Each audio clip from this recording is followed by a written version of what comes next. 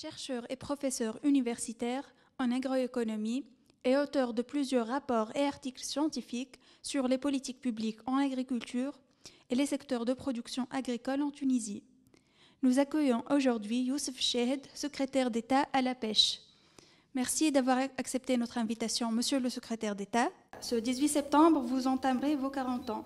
Vous vous attendiez à devenir un jour secrétaire d'État et encore plus à la pêche? Le devoir national, on ne peut pas refuser et on le fait avec grand plaisir et une grande motivation pour servir notre pays.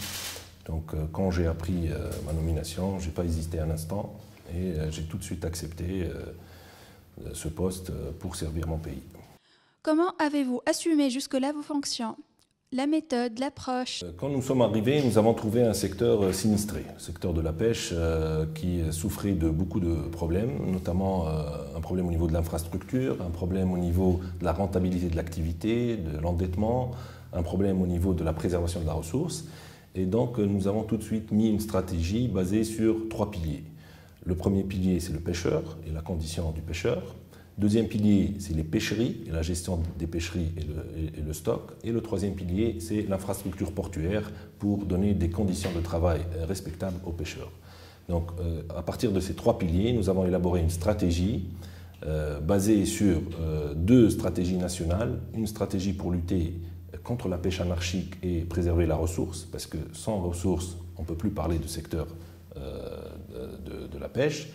Donc nous avons toute une stratégie basée sur le contrôle, le renforcement du contrôle humain, le contrôle par les satellites.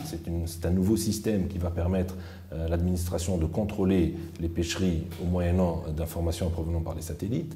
Les récifs artificiels qui permettent le repeuplement de la mer, mais aussi l'approche n'est pas uniquement sécuritaire, c'est une approche aussi socio-économique qui va permettre aussi aux vrais pêcheurs de réintégrer les conditions de pêche légales et d'écarter tous les intrus au secteur. Ça, c'est au niveau du plan national de lutte contre la pêche anarchique et de la préservation de la ressource.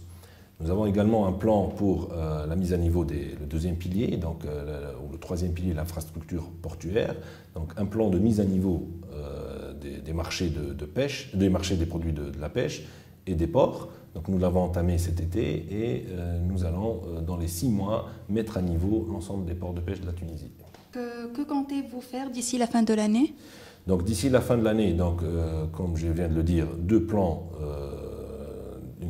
basés sur une stratégie nationale, la lutte contre la pêche anarchique, la mise à niveau des ports. Nous avons aussi le plan quinquennal 2016-2020 sur lequel nous allons travailler en partenariat avec la profession jusqu'à la fin de l'année. Également, nous avons identifié 5 axes prioritaires. La sécurité sociale, c'est un axe très important pour les pêcheurs. Aujourd'hui, ils ne bénéficient pas d'un système d'accès à la sécurité sociale. La recherche scientifique sur la pêche qui a un peu de retard, et donc nous allons entamer et mettre en place une méthodologie de travail pour évaluer les stocks de pêche, de poissons. Troisièmement, l'aquaculture. Nous avons beaucoup de dossiers. C'est un secteur prometteur, mais aujourd'hui qui fait face à beaucoup de difficultés. Donc nous allons essayer de réhabiliter ce secteur. Quatrièmement, le système d'information. L'administration aujourd'hui manque de traçabilité dans les informations.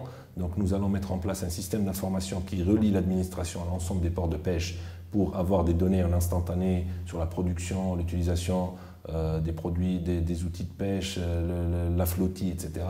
Et puis la mise à niveau des laboratoires, l'accréditation des laboratoires. Nous avons entamé un plan qui va permettre d'accréditer 2 laboratoires tunisiens d'ici la fin de l'année 2016.